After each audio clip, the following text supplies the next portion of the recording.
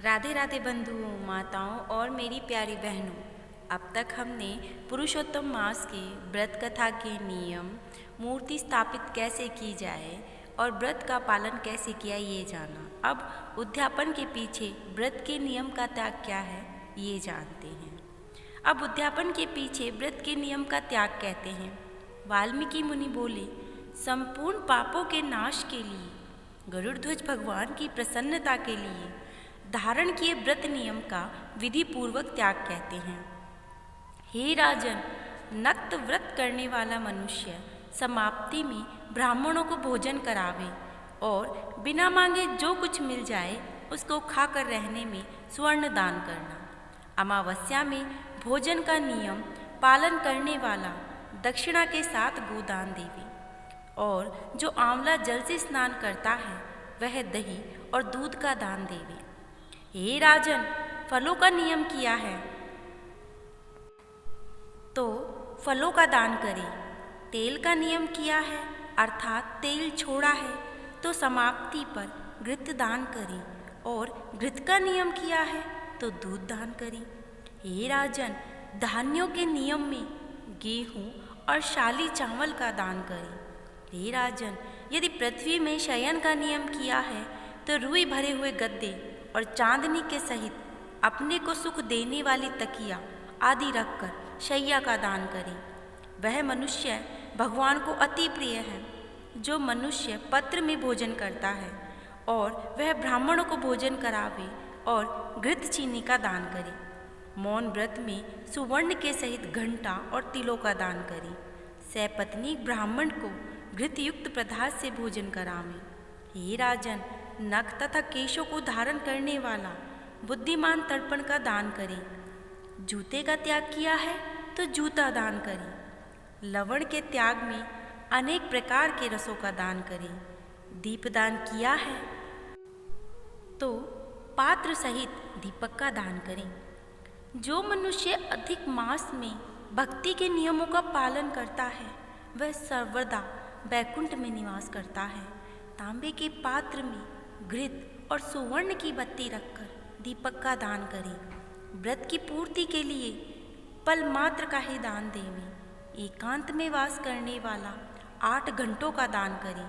ये घट सुवर्ण के हों या मिट्टी के हों, उनको वस्त्र और सुवर्ण के टुकड़ों सहित देवें। और मास के अंत में छाता जूते के साथ 30 मोदक का दान करें और भार ढोने में समर्थ बैल का दान करें। इन वस्तुओं के न मिलने पर अथवा यथोक्त करने में असमर्थ होने पर, हे राजन, संपूर्ण व्रतों की सिद्धि को देने वाला ब्राह्मणों का वचन कहा गया है। अर्थात ब्राह्मण से सुफल के मिलने पर व्रत पूर्ण हो जाता है और मलमास में एक अन्न का सेवन करता है। वह चतुर्भुज होकर परम गति को प्राप्त करता है। इस लोक में एक अन्न से बढ़कर दूसरा कुछ पवित्र नहीं है। एक अन्न के सेवन से मुनि लोग सिद्ध होकर परम मोक्ष को प्राप्त हो गए। अधिक मास में जो मनुष्य रात्रि में भोजन करता है वह राजा होता है। वह मनुष्य संपूर्ण कामनाओं को प्राप्त करता है, इससे जरा भी संदेह नहीं है। देवता लोग दिन के दोपहर में भोजन करते हैं।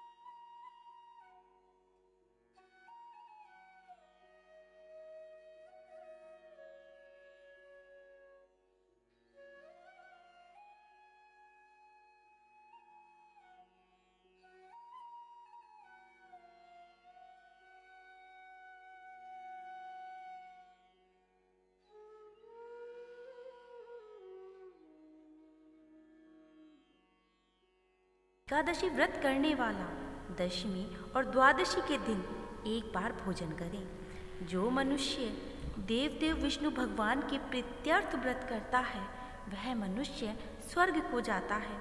हे राजन, सर्वदा भक्ति से कुशा का मुट्ठा धारण करके कुश मृष्टि का त्याग ना करे। जो मनुष्य कुशा से मल, मूत्र, कफ, रुधिर को साफ करता है वह विष्टा में कृमि योनि में जाकर वास करता है। कुशा अत्यंत पवित्र कहे गए हैं। बिना कुशा की क्रिया व्यर्थ कही गई है, क्योंकि कुशा के मूल भाग में ब्रह्म और मध्य भाग में जनार्दन वास करते हैं। कुशा के अग्र भाग में महादेव वास करते हैं, इसीलिए कुशा से मार्जन करें। शूद्र जमीन से कुशा को न उखाड़ें और कपिला गौ का दूध न पीवें। हे भूपते, पलाश के पत्र में भोजन ना करें, प्रणव मंत्र का उच्चारण ना करें, यज्ञ का बचा हुआ अन्न व भोजन ना करें, शूद्र कुशा के आसन पर ना बैठें, जनेऊ को धारण ना करें और वैदिक क्रिया को ना करें। यदि विधि का त्याग कर मनमाना काम करते हैं तो वह शूद्र अपने पितरों के सहित नरक में डूब जाते हैं।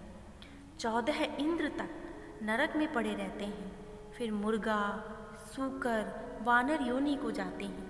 इसलिए शूद्र हमेशा प्रणव का त्याग करें। हे भूमि, शूद्र ब्राह्मणों के नमस्कार करने से नष्ट हो जाता है। हे महाराज, इतना करने से व्रत परिपूर्ण कहा है, अथवा ब्राह्मणों को दक्षिणा ना देने से मनुष्य नरक के भागी होते हैं। व्रत में विघ्न होने से अंधा और कोढ़ी होता है। हे भूप, मनुष्य में श्रेष्ठ मनुष्य पृथ्वी के देवता ब्राह्मणों के वचन से स्वर्ग को जाते हैं।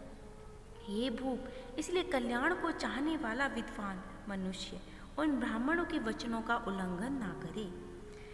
यह मैंने उत्तम कल्याण को करने वाला, पापों का नाशक, उत्तम फल को देने वाला, भगवान माधव को प्रसन्न करने वाला, मन को प्रसन्न करने वाला धर्म का रहस्य कहा।